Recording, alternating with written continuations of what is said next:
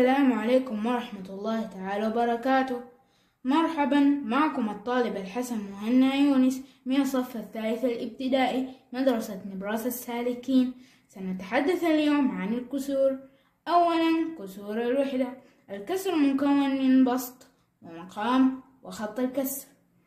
انظروا إلى الشكل التالي: دائرة مقسومة إلى نصفين، النصف الأول ملون والآخر غير ملون.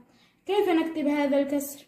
نحسب الجزء الملون ونكتبه في البسط، 1 1، ثم نحسب جميع الأجزاء الملونة والغير ملونة، 1 2 2، فنكتبه 1/2 ونقرأه نصف.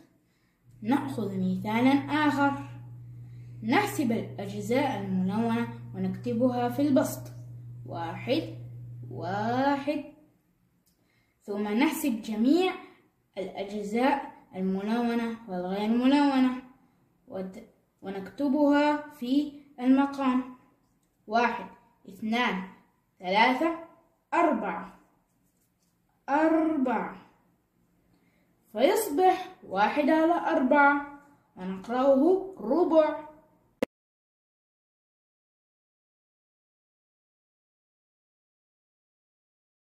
ثانيا، الكسور الدالة على أكثر من جزء.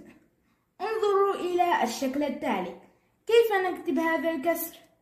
نحسب الجزء الملون ونكتبه في البسط، 1 2 3،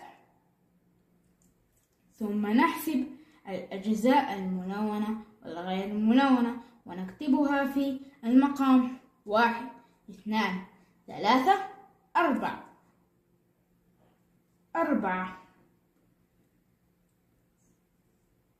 إذا هل فهمتم كيف نقرأ الكسور ونكتبها؟ إذا تعلمتم كيف تقرؤون الكسور وتكتبونها فقوموا بحل هذا بأنفسكم.